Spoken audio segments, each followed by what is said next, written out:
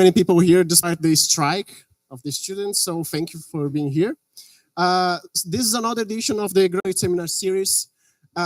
This is an event that was created for the students of the graduate program in chemical engineering. It's an opportunity for you guys to have contact with researchers from abroad, to see a seminar in English, and well, the idea of internationalization of our graduate program. So think of this event as something that was created for you guys.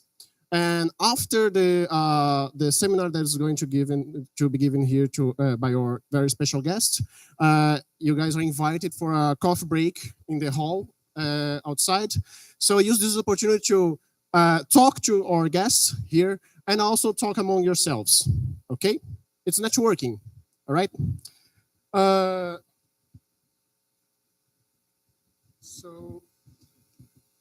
Well, I think that's enough for a start. Let's go for the most important part of the event. Our distinguished guest today is Professor Boelo Schuur. He's a professor of sustainable separation technology at the Department of Chemical Engineering, University of Twente in the Netherlands. His work focuses on sustainable separation processes for chemical operations, bio-based and circular value chains, affinity fluid separations and solvent extraction, recovery of carboxylic acids from fermentation broths, and lignocellulose fractionation. He's a scientific vice president of the European Federation of Chemical Engineering and the program director on separations for circularity of the Institute for Sustainable Process Technology. So you guys can see that he's someone that is very important. So please pay attention to his talk. It's going to be very valuable. So the title of his talk today is Liquid Extraction, Developments to Support Renewable Materials Production. Professor Boelo, on behalf of the director of the School of Chemical Engineering, Professor Luis Fernando Mercier Franco, and the dean of the graduate program, Professor Melissa Vieira, I'd like to thank you for being here today. The floor is yours. Thank you.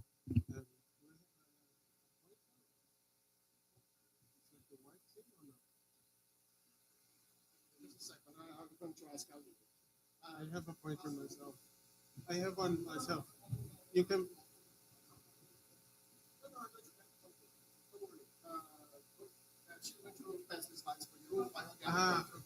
Okay. Because I have one in my back. Then we can start right away. Only I should not forget it. It's there already. So she's faster than I am. No problem.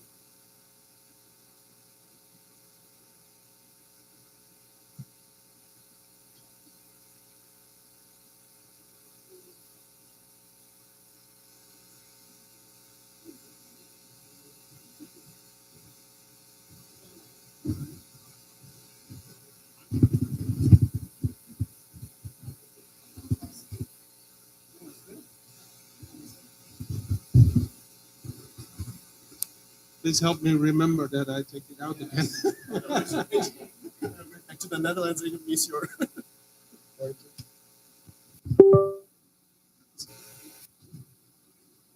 So at least, yeah, I think so. It works.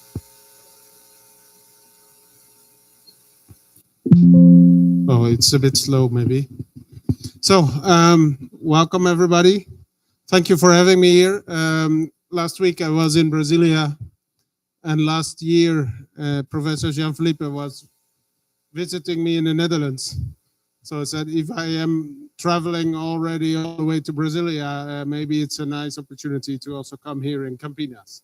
So I'm very happy that we could arrange this. I'm very happy that I can tell a little bit about the work that I've been doing over the past years in Twente.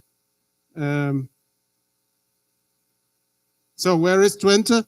If you will search it on the map, you will not find a city called Twente. The city is Enschede, that's the capital of the region. And so it's a regional university, but all universities in the Netherlands, they are public universities.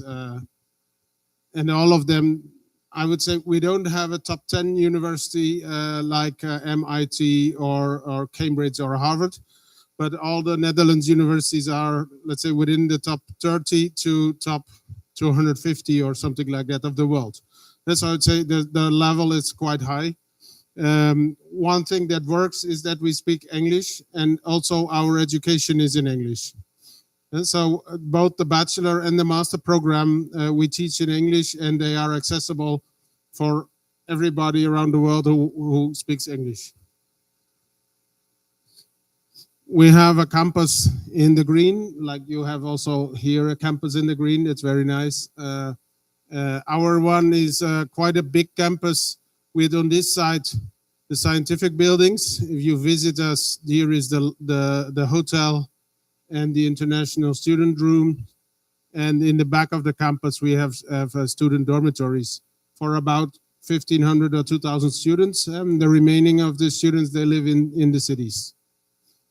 Then zooming in on the research group, I am only one of several professors, and we have a chemical engineering department. And we have in the sustainable process technology group, we have 7 full-time professors, and 1 guy is part-time. He used to work for Shell. This is construction in the Netherlands. We have that sometimes companies are sending a senior engineer to the university to teach there also the practical sides. And then the salary is paid by the company, and for 1 day a week, they are allowed to play around at the university. Obviously also scouting the talents. Huh? That's in it for them. We work on reaction engineering, closing cycles, CO2 capture, biomass conversion, phosphorus and metals and wastewater treatment, separation technology, flow sheeting and systems engineering. Myself, I focus most on separation technology in relation to biomass and treating wastewater. And I do it on an experimental approach. I also use models, but basically I use a model to fit the experiment and then to simulate how a process in the real factory would look like. This is the picture of the high pressure lab that we have. This is for the Netherlands quite a unique facility. We have the opportunity to have in a bunker very high pressure experiments. Technically we can run maybe up to 1,000 degrees and 1,000 bar. We go also way higher than 1,000 degree in several experiments. And we have a ring tube of gases that go up to 600 bars. So we can do hydrogenations at 600 bar. And this is how the building looks, and this is the bunkers. I think we have 8 of them in total.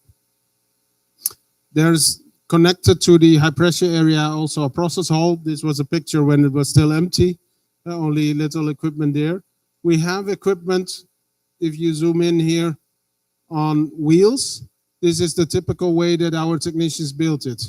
They built it on a frame on wheels, and after PhD student or postdoc who's working with this is finished, we can move it to storage. Potentially then it is cannibalized, as they call it, if a next student comes and needs a pump or a valve or whatever, and this equipment is not used anymore, we can take parts out. Yeah, but also I have a wastewater treatment absorption installation. I specifically put in this on wheels mode, in this mobile mode.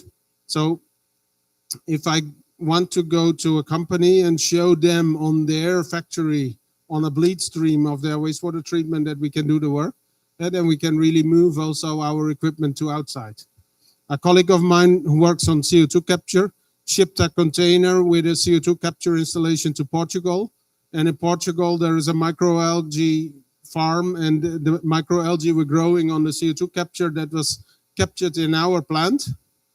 And with LabVIEW, the PhD student was controlling everything from Twente while the factory was in Portugal at that time. And so it's a nice example of things we can do. I'm zooming further in now to my personal research topics. I work on bio-based and circular chemistry, aiming to replace oil.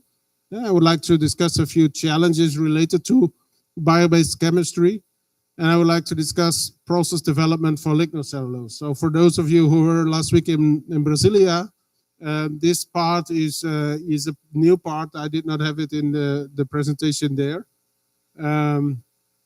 I focus on new liquid extraction developments. Also here I put in some new stuff, small scale countercurrent extraction. How can you do that? If you have a micro scale reactor, can you do countercurrent extraction? And some smart ways for solvent regeneration that might be partially the same as what you have seen last week. Okay, the challenges. I zoom in now directly to the biomass. If we look at an orange peel or a Christmas tree or microalgae, what similarity do we see then? So for me, these are all very complex structures. If I compare the biomass to fossil oil, I see that we are moving from a two-dimensional world into a three-dimensional world, right? Fossil oil is majorly carbon and hydrogen. Of course, there's some sulfur in there and there's some oxygen in there that you need to treat away, but it is so little that basically all they do is hammer it out with hydrogen. So you do some hydrogenation to get rid of your sulfur, and the amount of oxygen that is in a Christmas tree or in an orange peel is so much, you don't want to hammer it away with hydrogen. It's also a pity. Half of the mass of biomass is oxygen. If you would all let that react away with hydrogen, it would be a big loss. And so I think that we could use these nice complex molecules with a lot of oxygen for purposes where you also use oxygen.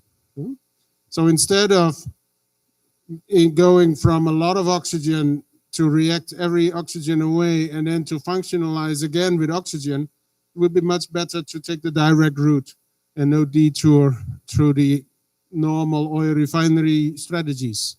So we can make fuels, solvents, bulk chemicals, plastics, fibers, and fine chemicals. We can make all that from basically from CO2 indirectly via nature. And in some cases, you can also take the carbon directly from the air and do CO2 conversion. The colleague of mine that was shipping his mini factory to Portugal also developed a logic reactor, liquid out, gas in concept that is called. He makes methanol. So you capture carbon from the air and you directly convert it into methanol. This is something on a small scale. Yesterday evening, Professor Jean-Philippe and me, we were discussing on challenges. If you want to work on a large scale biogas, and you have a lot of CO2, the scale at which you want to convert that is sometimes a bit difficult. And in this type of operation, they make in a relatively small scale at farms in the Netherlands, and then they can also convert on small scale to methanol. I make my life a bit more complex. I don't start with CO2, but I start with these complex molecules. That's several of you are also doing this, I think. If we zoom in on a bioenergy crop, and this is from Northern America, I think here you use mainly sugar cane. But if you zoom in on this crop and you look at the plant cells, how they are built, you see that there's microfibrils. And here we see the strands, they are the cellulose strands. And the cellulose strands are entangled with lignin and hemicellulose. And basically, the complexity of this whole, the hemicellulose, the lignin, and the cellulose, that makes it difficult in comparison to refining fossil oil. This is a much more complex structure. If you want to make something useful out of it, you need to be smart. So let's see, how can we be smart? What kind of approaches are there? One of the traditional ways, before the head of my research group, there was a previous guy, and in the 1970s and 80s, he already started with torrefaction and later pyrolysis of biomass. So these techniques, they are known for many decades already, right? This is not new. But still, you see worldwide, there is attention for it, and there is research on this to further improve it. And why is that? Because it's very complex.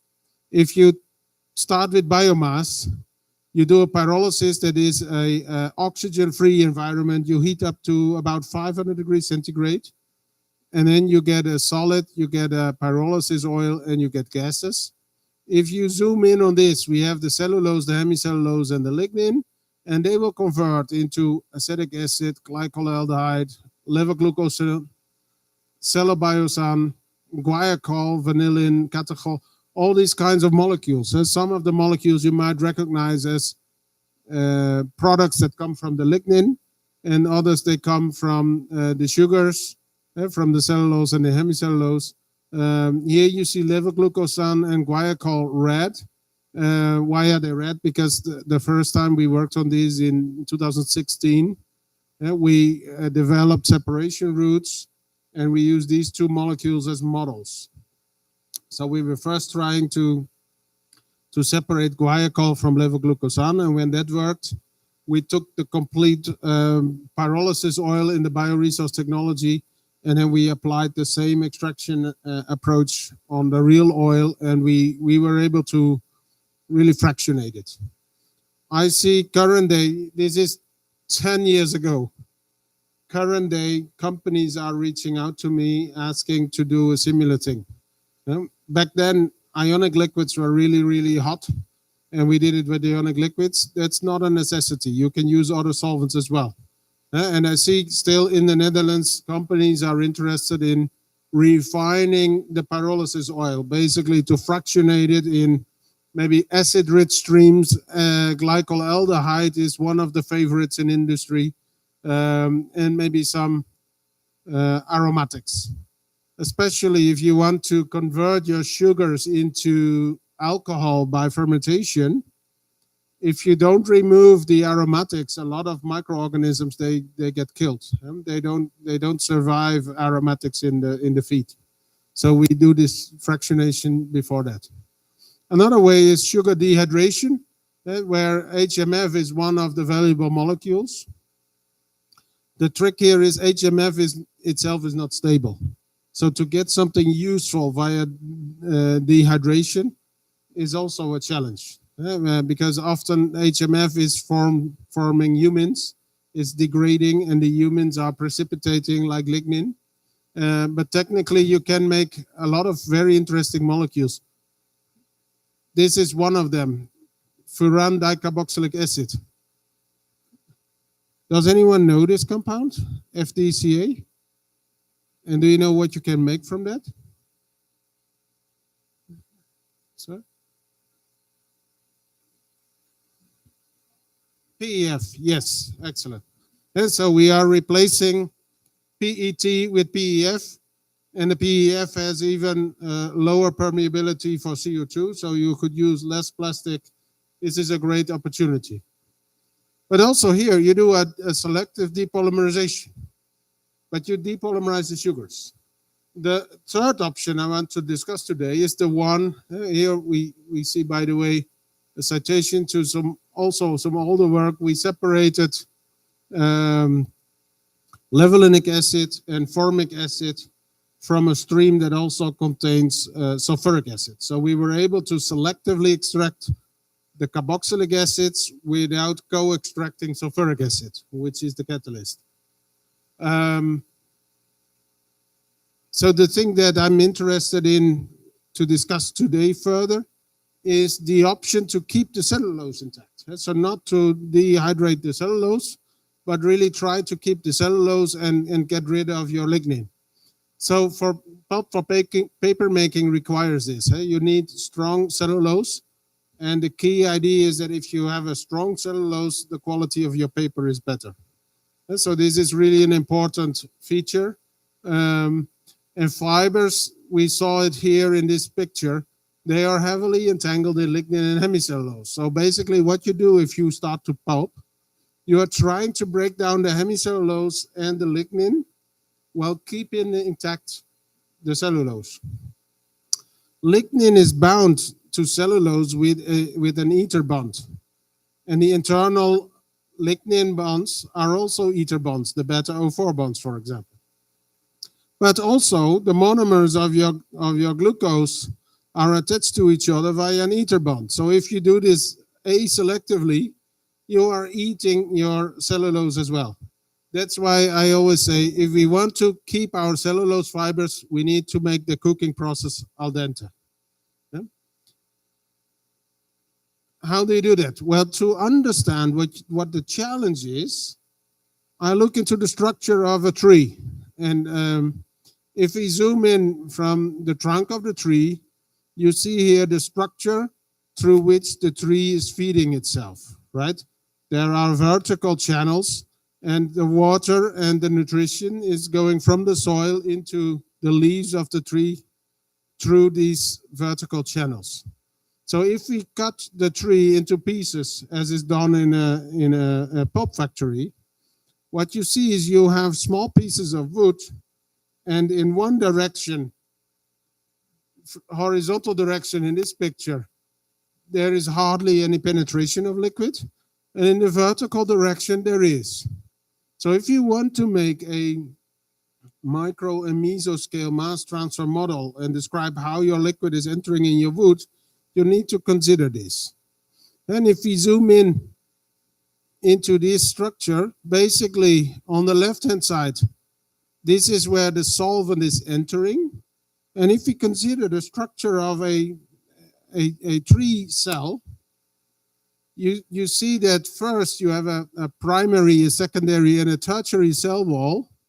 And in between these tertiary cell walls, in between the primary cell walls, there is the lignin. So basically, you want to go from here to here.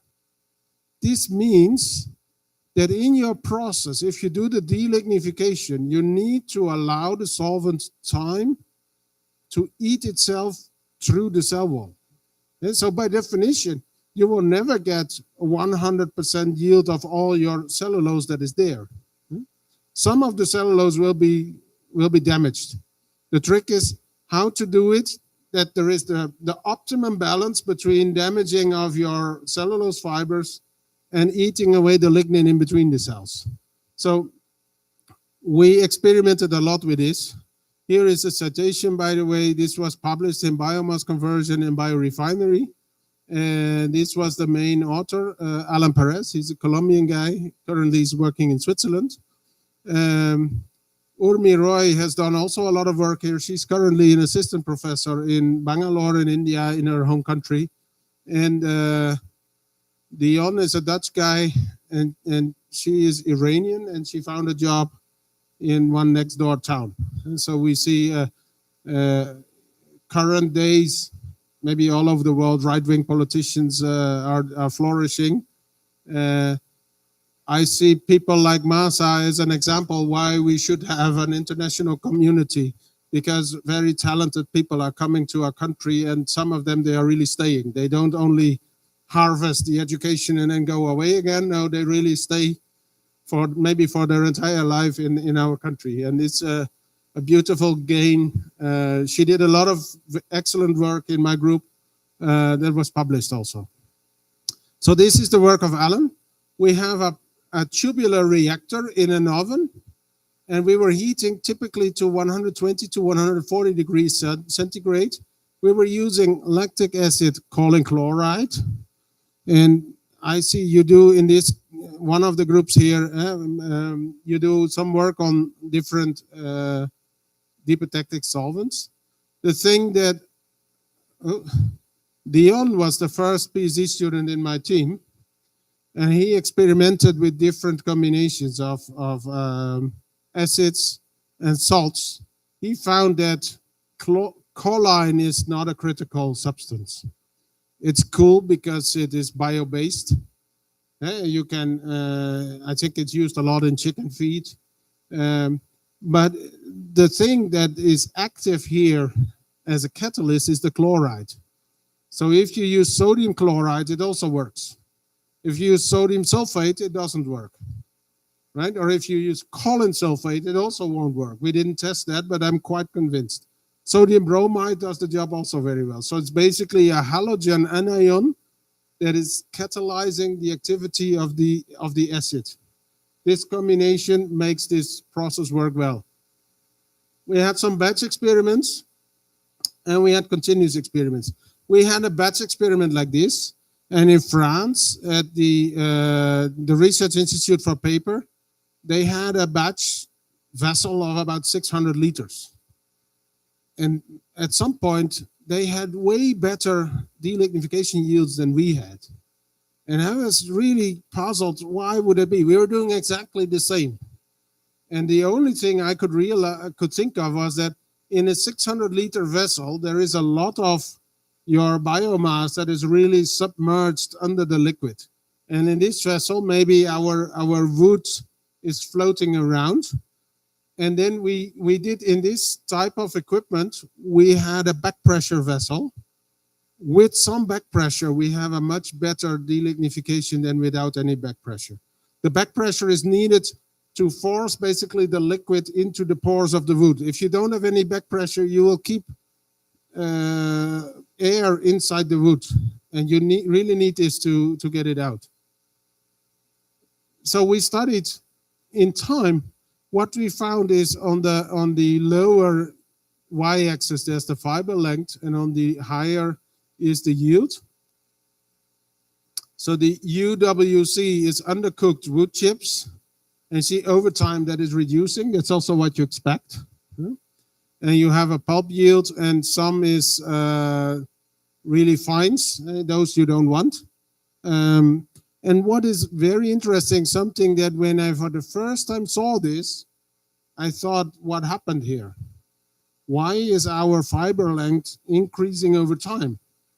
I just told you a story about eating the way through the cell wall, and then over time your cellulose get damaged. But what happens is that if you consider release of a fiber, the longer fiber also needs a bit more time to really be liberated, right? So over the course of the process, first the small molecules are released, and then later also the larger ones. This is a fiber length that is corresponding more or less with the fiber length that is coming from a craft process. But I'm not presenting more properties here today in view of the time. There are other properties that are also measured that were less good than craft. So we are not beating the craft process here. We're getting close, but we are not yet there. This means that, unfortunately for me, the paper industry, they were a little bit conservative, and they quit the project. They finished the project, but they didn't give me a load of money to do a new PhD project. And so after 2 PhDs and 2 postdocs, this line of research for now has been held. I will show you some advances that we have, and maybe some limitations also, why the paper industry was not interested anymore.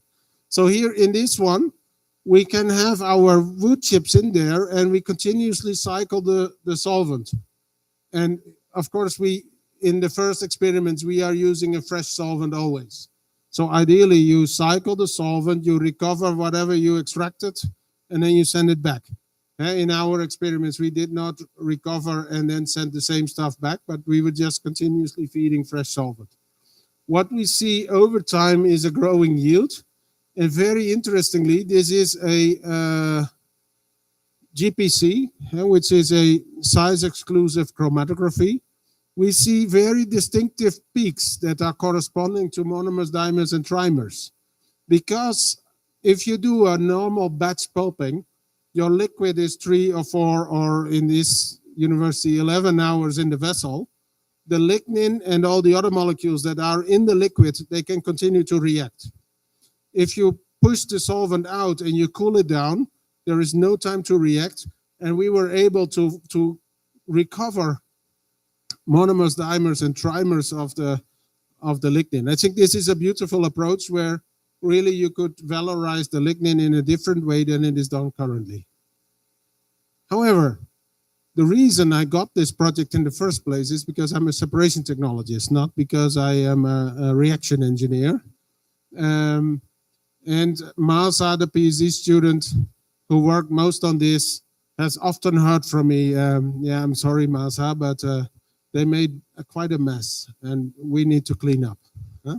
So a separation technologist, and this looks quite dirty, right? We have a lot to do if we want to clean this up. So there's lignin in there, there's hemicellulose in there, and derivatives from hemicellulose and minerals. So we found there's not so much hemicellulose actually. Most of it is converted already into furanics and HMF. What we did was we had several approaches, and I will highlight one of them. If you look into Google Scholar on my papers, you will also find the membrane papers. I only discussed liquid extraction today. First, we tried to extract with Dion directly from the dipotectic solvent. But if you have lactic acid and a salt, there is a relative little two-phase region. There is a lot of solvents that are miscible with lactic acid. And so at some point we started to add water to increase the immiscibility of a lot of solvents. And what we also found, basically, the heavy lignin molecules that were precipitating when we added water. And the light lignins and the furanics, we could extract them with an organic solvent. So this combination is a much stronger combination than directly doing liquid extraction. What we found, we tried 2-methyl tetrahydrofuran, guaiacol, tetramethyloxolane, eugenol, xylene, and toluene as solvents. And guaiacol and 2-MTHF, they were the most interesting ones. The idea is that the distribution coefficient of lactic acid, that is the amount of lactic acid that is proceeding into the solvent, should be low because that's your solvent in the first place. So you don't want to use lactic acid as part of the dipotectic solvent. You want to keep that in the lactic acid phase. And for guaiacol, we saw a significantly better performance than for 2-MTHF. 2-MTHF co-extracts a lot of lactic acid. Then we start to run in a column. And in the column, we actually also found that by first precipitating the large lignins, the column performance is way better. Large lignin molecules are disturbing the liquid-liquid interface. They are active on the interface, and they are disturbing the settling process. So without the larger lignins, this works much better. Depending on the solvent and the operational conditions in a column of 90 centimeters altitude. And this is a Koch column with a vibrating internal. It's not a rotating disc, but vibrating internal. In 90 centimeters, we could reach about 2 to 5 stages. And here you see, this is guaiacol, this is 2-MTHF. And we also tried TMO, tetramethyloxolane. TMO can also be bio-based. You make it from biogas reacting with acetone. And now I'm showing you a picture that is extremely complex. And this is the reason why the paper industry didn't want to continue anymore. The idea was we recover lignin as a byproduct of our fibers. But if you do that, let's start on the left. You start with pulping. Biomass, very small arrow. Biomass is coming in here, and recycled dipotectic solvent is coming in here. Afterwards, we have a separation of the desk black liquor and the fibers. But then you still have dipotectic solvent on the fibers. The fibers are wet, so you need to wash off the dipotectic solvent from the fibers. We do that partially with recycled dipotectic solvent. If you immediately start to wash with water, lignin will precipitate on your fiber. So you first need to wash with dipotectic solvent to get rid of all the lignin, and only after that you do a washing with water to get the dipotectic solvent back. And only after that you can send it to the pulping as the way that is done in the previous processes. Now we have added the water. The water that we use for fiber washing, we also use to crush out the large lignins. So this is an integrated process. Then we do our liquid-liquid extraction process here with 2-MTHF, but you could also use guaiacol there. And then after the process, we evaporate 90% of the 2-MTHF, not 100%, because if you evaporate all the MTHF, you get a big mess. The remaining lactic acid will start to polymerize, will start to grow on your lignin, and all kinds of nasty stuff you don't want to do. So only 90% evaporation. And then after that, we have downstream fractionation. So altogether, this is quite, for just, let's say, a delignification process, it's quite a complex factory.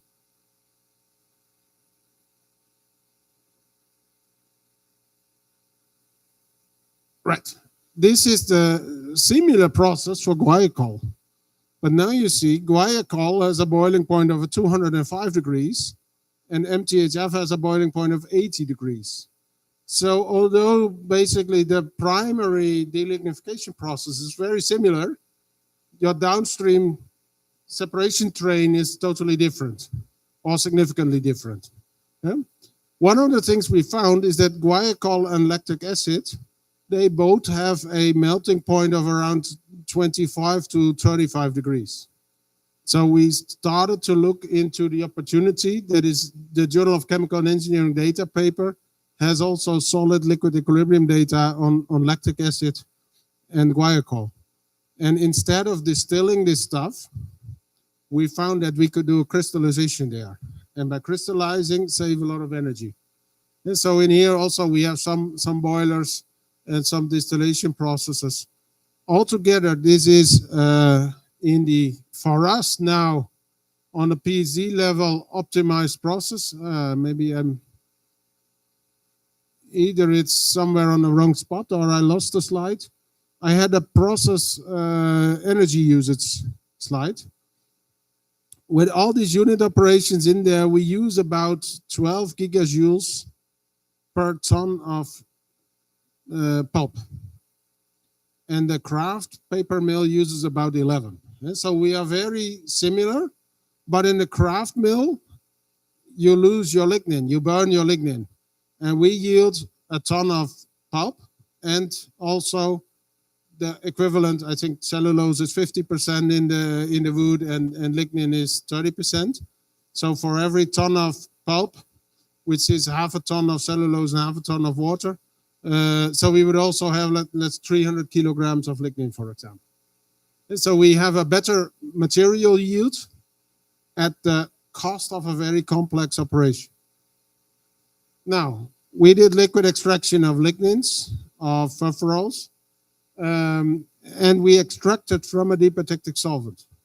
The reason I needed to extract from the dipotectic solvent and not do regeneration directly via evaporation is that lactic acid has a negligible vapor pressure, or really very low vapor pressure. It's not totally negligible, but it's not sustainable to evaporate the lactic acid. You need a very low pressure and high temperature for that. The types of processes I'm interested in is plastics recycling. You also need, in certain stages there, liquid extraction. Metals, in the metal refinery, you do liquid extraction as well. These are two examples. If you want to know more about that over the coffee, I can talk with you, but I don't have enough time to put it in this presentation. I will focus on the biorefinery and biochemicals by fermentation now. And in all situations, unless you convince the customer, you need to regenerate your solvent.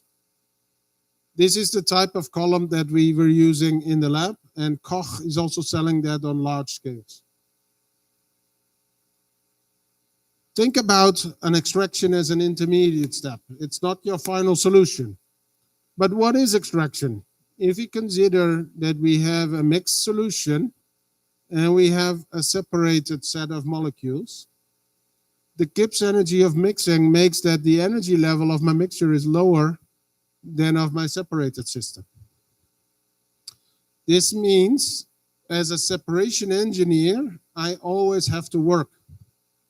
We have to put energy in there. We are going uphill.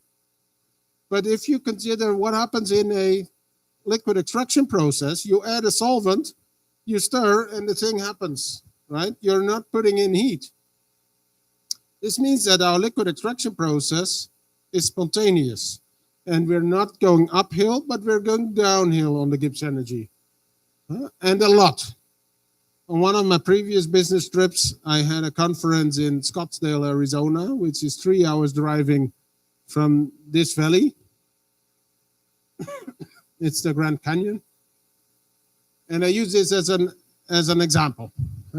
So the solvent level is down in the canyon, And during our extraction, we are upsiling all the way down, and then we have to climb up again, right?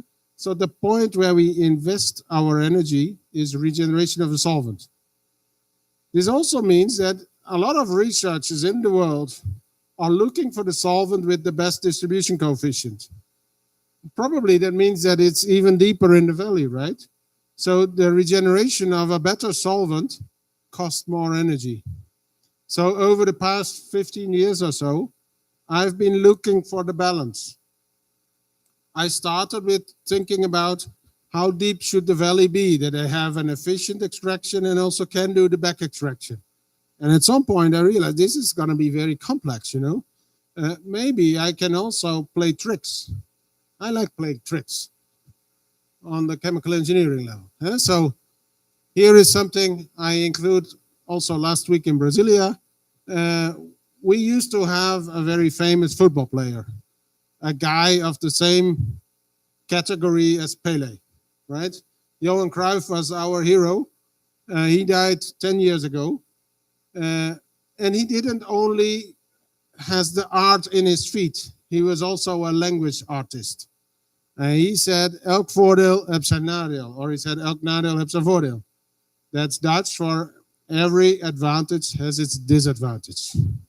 Yeah, so the energy bill comes with the regeneration, and the better solvent for your extraction is the worst solvent for the regeneration.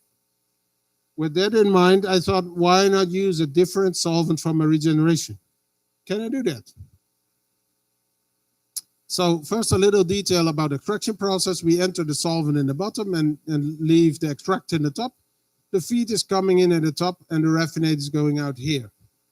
So the design process, we use thermodynamics, and this is governing my design. In a later stage, you can study the kinetics and everything. If the thermo doesn't work, you will never get to the right spot. So I look in the countercurrent process mass balance, and you can set up the xn minus x out divided over y out minus x y in is S over F. And you have a distribution coefficient that's defined as the concentration in the solvent divided over the concentration in the feed. And using this y out is x in over kd as the rule. If I have a very large column, have a lot of time, then everything is in equilibrium.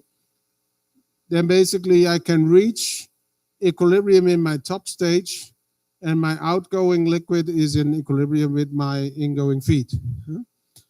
Based on this, you can define an extraction factor with a rule of thumb that my real solvent flow is about 1.5 times that of the minimum solvent flow. Similar as distillation, 1.2 minimum reflux ratio is an actual reflux ratio. We use 1.5. And basically with this, we find that we need to have an extraction factor that's larger than 1. If we don't have that, we're not running here. If extraction factor is larger than 1 for multiple stages, this factor will get a large value. The raffinate over the feed concentration will get a low value, and I'm extracting everything. If my extraction factor is smaller than 1, I end up with 1 minus the extraction factor as the remaining concentration. So extraction factor needs to be larger than 1. And if I have then a back extraction, of course, I should have the same thing. If I want to back extract everything, also for the back extraction, my extraction factor should be larger than 1. And I have an issue here because I use 1.5 times the minimum solvent to feed flow, both in my extraction and in my back extraction. The final concentration that goes out here is about 2.25. It's 1.5 squared times as low as my concentration that goes in. So I have a process that is going downhill on the Gibbs energy axis, but it's also going downhill on my concentration axis. And I want to avoid that. I want to play the trick. I want to use a stimulus to get my KD changed. I want a different distribution coefficient in my regeneration process than I had in my extraction process. So when is this relevant? I mentioned already dipotectic solvent and ionic liquids, but basically if you have high boiling chemicals. If you can't evaporate a chemical or you can't strip a chemical, you need to do a back extraction into a solvent that you can evaporate. Now, 2009, it's already a long time ago. After I did my PhD, I started in Eindhoven as a young assistant professor, straight away, but with a boss who said you need to go abroad. So I was very happy that in the time that I was an assistant professor in Eindhoven, I was also allowed to spend about 3/4 of a year at MIT. And my professor at MIT told me, I had some ideas. He told me, I think you should come with something really new. Huh? You have the opportunity, you are here 3/4 of a year. You can do something that nobody ever did before. Think what would be really new. So I came up with an idea. There was a Portuguese guy before me who worked on flavillum molecules. Flavillum is a salt, and it's in a thermodynamic system with chalcone molecules. The chalcone is a neutral molecule, and it has a cis and a trans. From the thermodynamically stable trans, you could use light to switch to cis, and it would react further to form a salt. So basically, you could make a surfactant with the hydrophobic, non-charged chalcone moiety, and then use light to switch it into the switch it into the cis, which would then continue to react into a salt. And if you have a salt here, basically the amphiphil is not stable anymore. That was the idea that I had. And I translated this. I was in the States, and my parents were in the Netherlands. So at that time we were having Skype before we had Teams. I was Skyping with my mom, and I was explaining her how cool the stuff was that I was doing. And I said, well, basically, to translate it for her, I said, I have a soap in the dark, and then I use light to destroy the soap. And my mom said, that is stupid. I'm at the best university in the world, and I'm doing something cool, and you say it's stupid. Yes, she said, you have to wash your hands in the dark. Okay, the idea was a chemical reactor doesn't need any light, right? So I collect product from a fermentation in the micelles so that my bioreaction would continue to run. And then after the reaction, I would turn on the light and my micelles would open up and release the product. I did a lot of work, and eventually, 2 years ago, Evelyn from Bahia, Salvador, did her PhD, and she made some cool molecules that really worked, but to get it into a really stable operation, it's way too complex. So after all these years, 2 years ago, 15 years after the start, I abandoned this. So I'm not doing light anymore. I switch into different triggers. One trigger I think of is the extractant composition. Because a lot of solvents, they are not just a single molecule. Like a dipotectic solvent is also a mixture. You have a lot of solvents for metal extractions and acid extractions that have an extractant. And the extractant is diluted in a diluent. And the extractant for acids, it's often an amine, it's a base. So you have an acid-base interaction. Apparently between 20 and 40 mass% of your base, TOA, trioctylamine, into your diluent topo. Sorry, topo is not a diluent, that's another extractant. Into your diluent MIBK or heptane or octanol. Yeah? You have the most stable situation and the best extraction. So if I want to have a good extraction, I want to be a 20 to 40% extractant in diluent. And if I then prepare my whole system for the back extraction, I can just dilute it, right? Or concentrate. If I use a low boiling diluent, I could boil off my diluent and sit somewhere here. Or I add an anti-solvent and I can sit somewhere here. So that's a solvent swing operation. We did that, and we did it for succinic acid.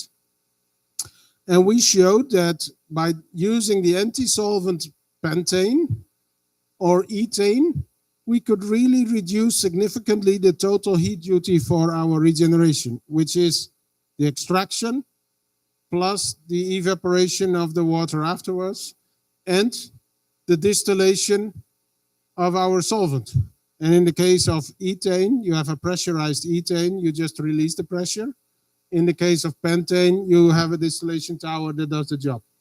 So we have an extraction column, we have a back extraction column, and we have the solvent regeneration column in which we switch the extractant to diluent ratio. Anyway, we are still doing distillation, and we're still technically, most of the distillations run on steam that is generated with fossil fuel.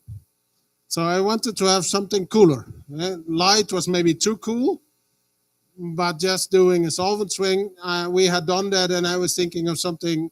Okay, can we do redox reactions? Can we redox our extractions? So technically, a fermentation process needs a filtration afterwards, and then you can do downstream processing. And one trick for acids is that during the fermentation, you require a high pH. And after the fermentation, you preferentially have a low pH, because at the low pH, your acid is in a neutral state. It is protonated. A protonated acid can be extracted into an organic solvent. A carboxylate anion doesn't want to go there. Or you have to do an ion exchange process, right? So you have to put something back in your fermenter. But we always try in Twente to get the low pH and to extract the neutral acid, because that is then our final product. And we do this, for example, in an extraction with a fermentation broth, and the membrane is added. In the membrane, we do a membrane-assisted extraction. This has nothing to do with the distribution coefficient. It's just that we can apply a solvent-to-feed ratio that is very flexible. If you have a bucket of water and you throw in 1 drop of solvent, there is no efficient extraction, right? If you have a bucket of solvent and 1 droplet of water, also not. But in a membrane contactor, you could use virtually any solvent-to-feed ratio. So if you have a distribution coefficient of 100 and you want to reach an extraction factor of just over 1, you only need a solvent-to-feed ratio of 0.01 or maybe 0.015 to have a nice 1.5 times the minimum. At this solvent-to-feed ratio, you can never operate a proper column. So then you go to a membrane. And what we did with the redoxing, I will show you. Here we see an example where the pH is kept constant by in situ removing the acid. So normally during a batch fermentation, the stuff becomes more and more acidic because you produce an acid and you add calcium oxide to keep the pH high. After your fermentation, you add sulfuric acid, and then you make the gypsum. For every ton of lactic acid in industry, 1 ton of gypsum is formed. By this in situ removal, you see we keep the pH high, we recover our acid, and we don't have to produce this gypsum. If you want to produce acids on the scale of bioplastics or bio-based plastics, the amount of gypsum will be really high. Yeah, so for that reason, for renewable polymers, from making monomers from biomass through fermentation, the approach of in situ extraction is very important. And to add to this, we added an electrochemical swing. This is a paper that we published together with a group in Aachen in Germany, Professor Andreas Jupke. And in his group, they do a lot of work on electrochemical swing in extraction and in crystallization. And basically, we reacted here electrochemically water away to form H+. And on the other side, you form OH-. So we have one cell that gets a high pH and one cell that gets a low pH. The low pH we use for the extraction, and the high pH, if we couple it into an extraction plus a membrane back extraction, we can use here the electrolysis cell to generate the low pH, and here we have another electrolysis cell to produce a high pH. And then here the pH is still low because there is 10% lactic acid. Yeah, but technically before that, there was a high pH. This is to show you that in a normal electrochemical swing process, if we add the electrochemical shift, we get a lower concentration of the acid, so we have a better extraction here. Right? We swing the process to a lower pH, the extraction is improved, total concentration of lactic acid that's remaining is lower. So this works. One of the things I also taught, can we not only swing our aqueous phase, but can we swing the solvent phase? And when I was thinking about that, I read a paper from Alan Hatton, who was my professor at MIT. At the time that I was playing around with light, there were also some guys in his lab doing CO2 capture with electrochemistry. So they were making ketones. Ketones are electrochemically anionized to make O minus, and this O minus reacts with CO2. And then on the other electrode, they neutralize it again, and then they release CO2. So capture and release was coupled via a redox reaction. Now, I thought the main thing of Alan Hatton, his ionic liquids that were doing the job, is that they were water soluble. So I want to do an extraction from water.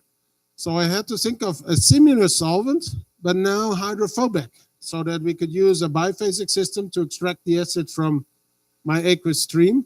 So we developed a solvent that we could switch with copper.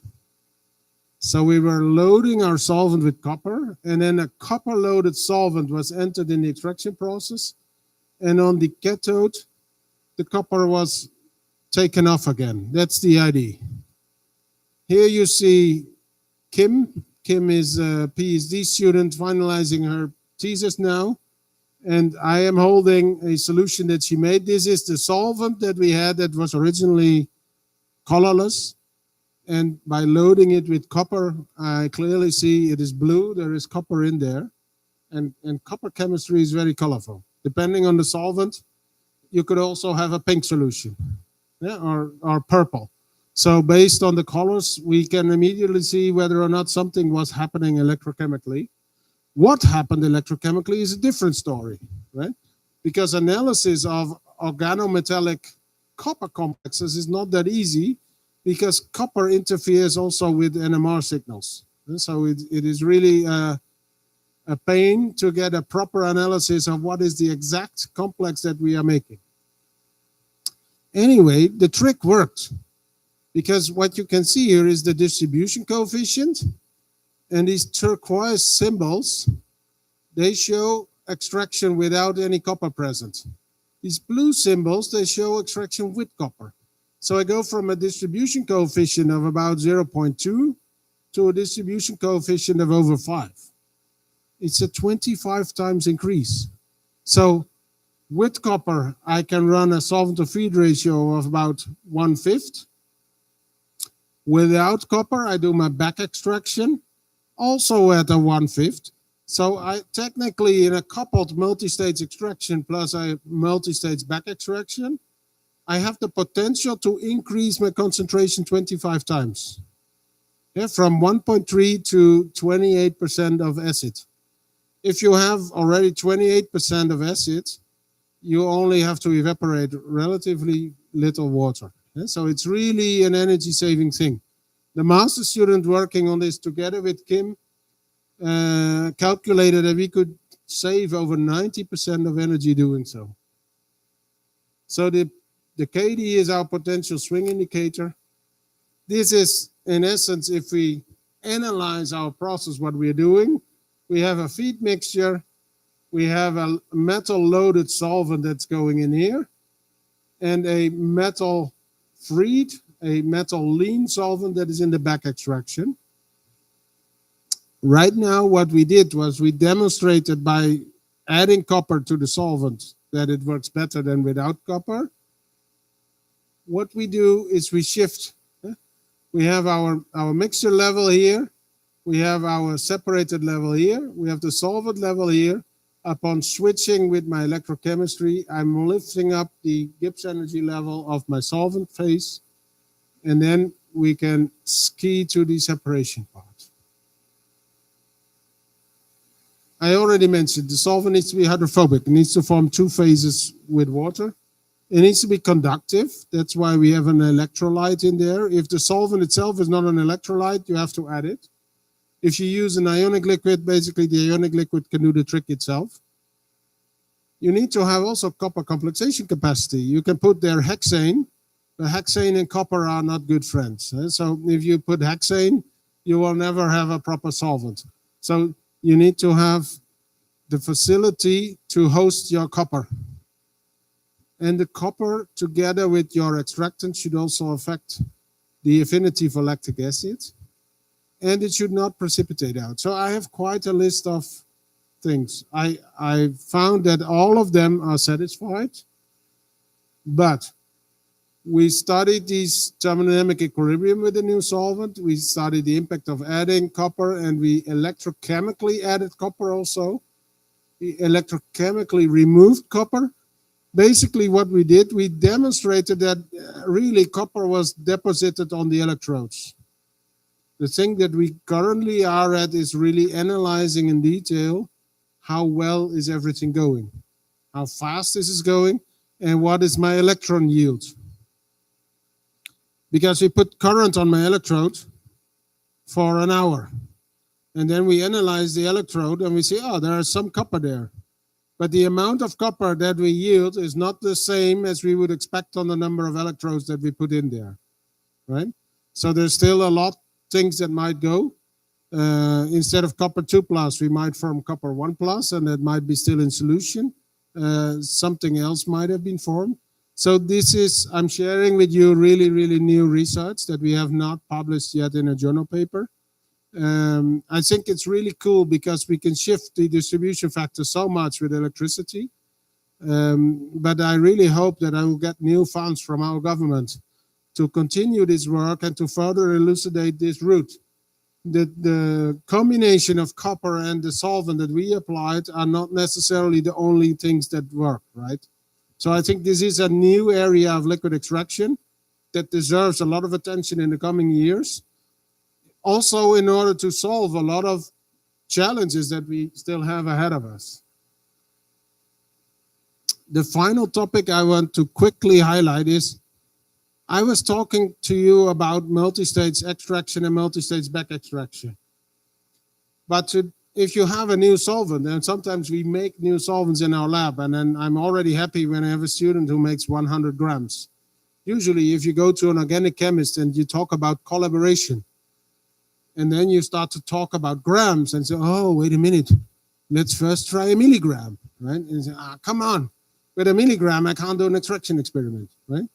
So, but maybe grams is good, preferentially hundreds of or thousands of grams. The countercurrent process is a very strong process because you need only a very low selectivity. If you have many stages, a low selectivity is enough to get a complete separation. But usually this traditional equipment is very big, so it's not flexible. One of the things we are thinking of, probably also here in Brazil, you can bring your biomass to the factory, but it would also be cool if you can bring your factory to the biomass, right? Because especially in biomass conversions, logistics are often challenging. Now, these kind of extraction towers are not easily brought to the biomass. So I was thinking, can we do something small? Microchannels. They are very cool. They have very high mass transfer. They are small, they're flexible, cheap. You could make a lot of them into a mobile plant. So this was an idea that I was working on, but in my first papers on this topic, we really found that it's very difficult to get a multi-stage process. Very naively, I was pumping one liquid on this side and another on that. of course, all the liquid goes to the point with the lowest pressure. So you would have always a co-current process where you have slugs and continuous phase moving in the same direction. I needed to have a solution. How do you achieve countercurrent? Basically, you need to have a separate force that is working against the pressure gradient. And so when I thought maybe let's do a magnetic force. Also in Hatton's group in 2009 already, some people were working with magnetic nanoparticles for totally different things, but I had seen them. And so there you see, this is an example.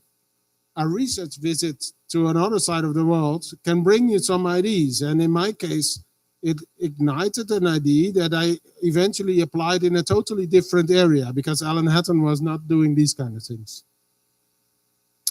I use magnetic nanoparticles to disperse them in a liquid and make a ferrofluid. And a ferrofluid is magnetic. Here you can see an example. This is a ferrofluid. This is just a commercial picture I took from the internet, but PhD students in my team could make a similar video. We have these liquids, and the trick is you disperse nanoparticles in a liquid phase. So you have magnetite, iron oxide, and you add a shell around the iron oxide. You can make a shell of oleic acid that is hydrophobic. You can make a shell of citric acid. Two examples. Citric acid is very hydrophilic. So with citric acid shell, we can make it an aqueous ferrofluid that is dispersed in water. With oleic acid or octanoic acid, we can disperse it in heptane. Here you see the very first prototype of the Schuur extractor. I thought of this and the technician in our team made this for me. So here you see, if you carefully look, a row of magnets. There are, on this cylinder, there are 4 rows of these magnets, and I'm winding a channel around it. Basically, my thought was, if I wind an endless channel and I rotate my magnets and my slugs, my ferrofluid slugs are transported with the magnet countercurrently through the channel. With a very long channel, I could have many stages. I would end up somewhere at the crossroads with chromatography. It's kind of liquid chromatography then, with the advantage of the capacity of a liquid and the number of stages of chromatography. That's my dream. Of course, it didn't work out in the first place. There were a lot of technical difficulties that we can discuss over coffee. So we, from a circular thing, we moved to a vertical channel. And here you see there is a liquid phase, heptane, that is colorless. You don't see it, but it is really there. My heptane is flowing down and my slugs are moving upwards. Benno made this for me. And eventually this is the device. We call this our conveyor belt extractor, where the magnets are conveying the slugs in a countercurrent movement. So here the organic phase is fed and it ends up here. And my ferrofluid comes in here and is carried with the magnets over here. Technically, we have demonstrated, this was published last year, that we have up to 2 equilibrium stages. So we demonstrated we can have a true countercurrent movement in these small channels. Also here, similar to the work on the electrochemical switches, this is a new area. One PhD student is finalizing her thesis, and we see there is a lot of complexity. In the paper, you can see what happens with the concentration patterns. I don't publish it here, but I can tell you the aqueous ferrofluid concentrations are always the same at the outlet. And in my organic phase, I see over the course of an experiment, they're gradually increasing until we reach steady state. So we found that even the first droplets of water that enter the bucket here at the end of the channel, they have the same concentration. So I don't see a gradual reduction in the concentration. So this was for me a very complex situation, difficult to understand. Eventually we found out that the The mass transfer resistance in the slug is totally determining the overall performance. We are playing around with the length of the channel, the diameter of the channel. These results are with heptane. We also used hexadecane and sunflower oil to see what is the influence of the viscosity. Several papers are upcoming. It's highly exciting, but also very complicated. This is the same conclusion as for the electrochemistry. If you think of something really new, in the first couple of years, you might expect to run into some issues that you did not think of when you started it. And so also here I have preliminary results, even published results, but a lot more hopefully to come in the next few years. These people, Helda is graduating soon. She graduated a few years ago on another topic, making the nanoparticles. And Jeff is a colleague of mine who is very good in simulating. So he helped simulate a ferrofluid. If you have a moving ferrofluid, what you need to solve is the Navier-Stokes equations in parallel with the Maxwell equations for the magnetic field. And COMSOL doesn't like that so much. Okay, so you need to make smart solutions, and Jeff is my modeling colleague. So he really helped me in understanding, using his models, what we saw in the lab. So with that, I would like to conclude. So we have lignocellulose, but also microalgae, polyhydroxyalkanoates. I didn't talk about it today, and acids. One thing that they all have in common is that you need to sell the solvent. If you don't sell your solvent, then you don't have a business. In a high boiling solvent, such as an ionic liquid or a deep eutectic solvent, it can be really tricky to regenerate. So if you use these type of solvents, you should be creative in ways maybe you can change the composition of the deep eutectic solvent by adding a third component for the regeneration, these kind of things. But it's not so easy. And for all liquid-liquid extraction, with or without electrochemistry, kinetics and stage efficiencies, they are always important to determine the height equivalent of a theoretical stage. In our mini extractor, we can also measure it directly. Just say, okay, we know our equilibrium, and we can see based on the inlet and the outlet concentration how many stages are equivalent to 90 centimeters.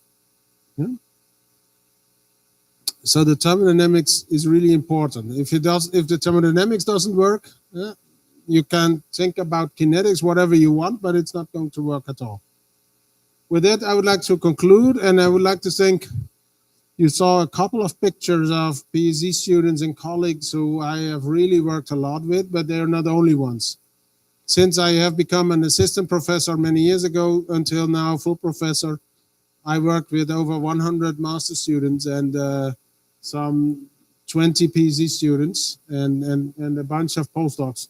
I would like to thank all the students and the collaborators, also some sponsors. This is the institute where I'm the program director at. NWO is similar to, for you, FAPESP. And there are some companies involved that also sponsor my work. Thank you for your attention.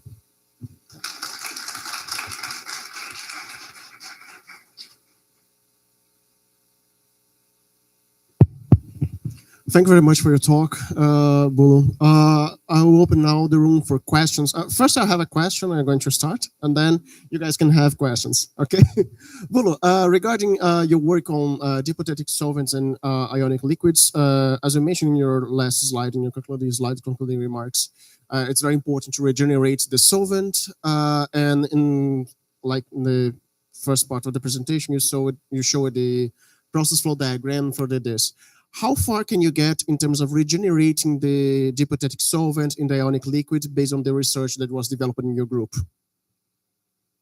How close to 100%? So you mean, yeah, basically this is a very nice picture I was not looking for, but it's good that it's here at the screen now. This is a coupled extraction with back extraction, and you can also do a coupled delignification with regeneration. I think you don't necessarily need to have a pure DES to do your delignification process, right? So how far can we get? Yeah, we can get very far. And I think generally the required purity is dependent on how well your process is running. I showed results for the delignification. One of the things I didn't discuss in detail today is that next to lignin, there is also minerals in wood. And we know that one of the major minerals is calcium. So we did delignification experiments with added calcium. So we had 20 times and 200 times, or 10 times and 100 times the amount of calcium that is in the wood. We added into our experiment to see what is the impact of this added calcium. Because I talked about stuff that you can remove from a dipotectic solvent. But if you have lactic acid and choline chloride and you have calcium, how do you get the calcium out? And this is actually maybe the elephant in the room that nobody dares to name. We did work on that. And we tried to separate choline as a cation and calcium as a cation with electrodialysis. And we got some results, but not really satisfactory. Because if you have electrodialysis, without losing myself in too many details, electrodialysis is a membrane process that is run with electricity. The selectivity of this process is dependent on the membrane, right?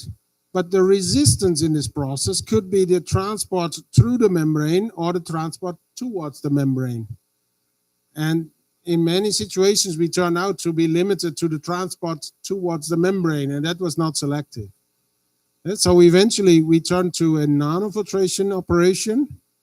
That's what I said in the beginning. I didn't include all the membrane operations in this lecture, otherwise we'd be here till 10 p.m. maybe.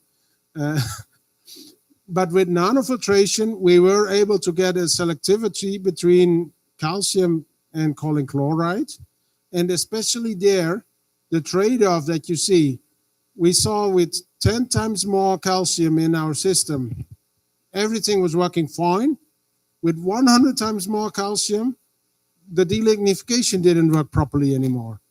So you know somewhere between 10 times and 100 times, you need to remove this calcium. And this is exactly showing in such a regenerated solvent type.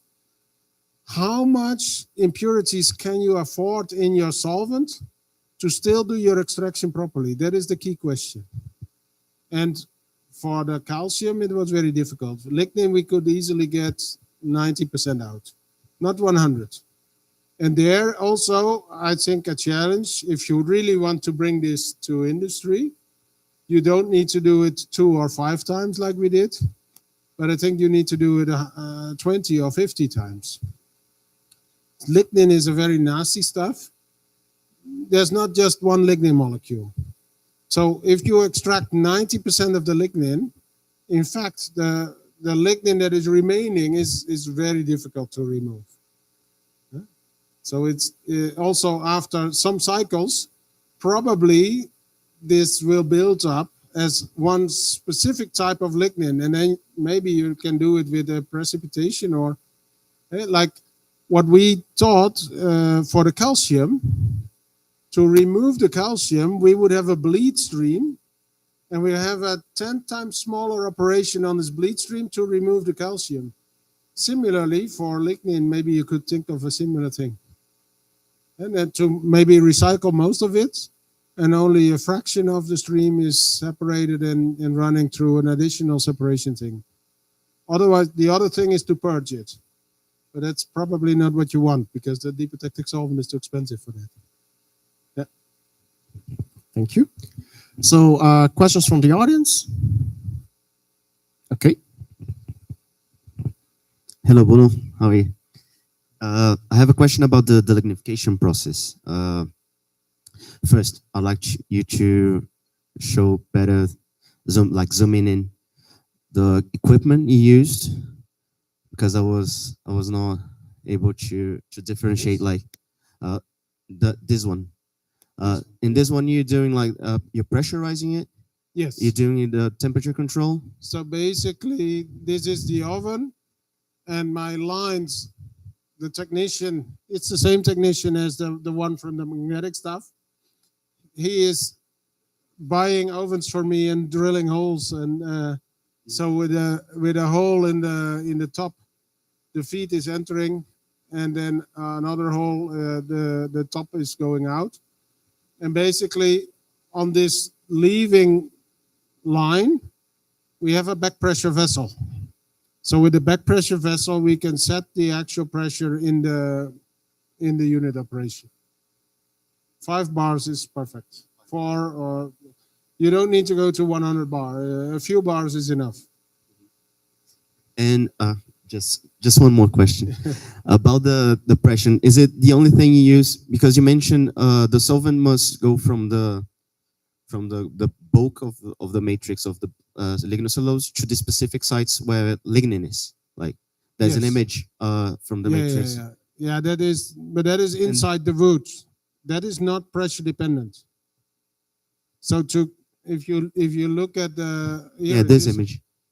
if you look at the structure of the wood, here is the so or maybe here in the bottom of your wood, the liquid is entering and it is passing through this vacuolus, and the vacuolus are not endless of length. They have a certain length. Probably the length over diameter is something like 30, but they have some small holes on the sides, and so it's like a very complex city map with a lot of dead end roads. But eventually, through all these dead end roads and side roads, the solvent will get its way through most of the wood. Okay, thank you. Next question. Okay. Thank you for your lecture. I have a question about the type of lignin you're trying to extract. If there is a difference in extracting, for instance, a softwood lignin or hardwood lignin, would it make any difference in the extraction? Yes, probably. It also makes a difference in your delignification process. Yes. We started our journey on a very big European project with companies from all over Europe, from Portugal to Finland. And in the first project, somehow eucalyptus was chosen as the wood source. And the second project, the eucalyptus company was gone, and we were limited to spruce. Yeah, our sponsors really wanted us to study spruce. And we found that to delignify spruce is more difficult than to delignify eucalyptus. And also, eventually what you yield in terms of lignin might probably be different.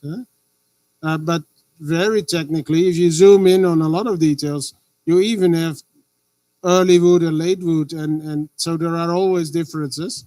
But I think these differences might not be too extreme. Okay. Thank you. Okay, next question. No more questions? Okay. You have a question, Mariana? No? Okay, so Nadia? Thank you for your presentation. All the sections were really interesting, but the last part about the magnetic forces, you guys are doing studies about the costs, upscaling it. How is it going? What are the limitations or the challenges about it? Thank you for the question. Yeah, so the scaling, what we see in the Netherlands is there is a totally different type of process that is magnetic density separation. And in magnetic density separation, you can separate, for example, different types of polymers. And so what they do, they have a whole pool of this magnetic solvent, and they put a magnet on top. And by playing around with the strength of the magnet, they can vary the relative density.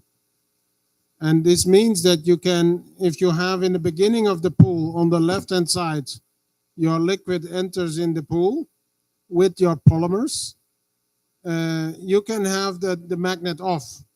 and then you have a certain gravity difference. Then you put the first magnet, and then and changing the magnetic strength over the length of the pool, different fractions of the polymer waste can sink and others are floating. Considering that waste plastic doesn't have a high value, you need a full pool of this liquid. So we make it from iron and hydroxide. Or iron. The way to make nanoparticles is you put iron chloride, iron 2 chloride, and iron 3 chloride. At a low pH, they are soluble in water. And if you contact them with a high pH water, you make a jump to a high pH. The iron is reacting with the oxides, with the OH, to make iron oxide. So magnetite is the oxide specifically in these particles. That is a mix of iron 2 and iron 3 oxides. And the size of the particles, that has to do with the rate at which you form. And so originally people were adding a base to acidic solution of iron chloride. I have changed with my group the direction. We have a bath of base, and we add the iron in the acid. And we even have in Eindhoven, I have a PhD student working on a project who uses a membrane where we control with the membrane flow. We pressurize basically the acidic solution through the pores of the membrane. And on the other side of the membrane, we have controlled with the size of the pores what kind of particles are made. But basically, iron chloride is not expensive, and acids and bases are not expensive. So to make these particles, that's not expensive.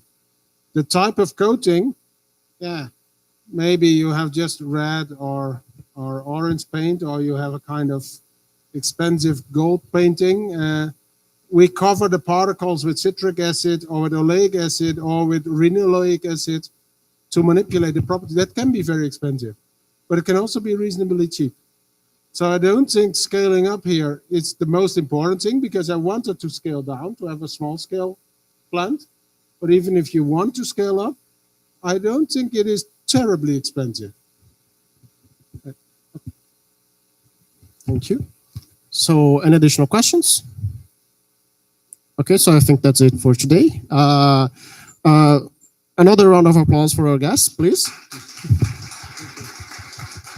Thanks a lot. Thank you very much, Boelo. It was a very wonderful talk. I think that maybe, well, of course, a little gift from the School of Chemical Engineering for you. And let's take a picture.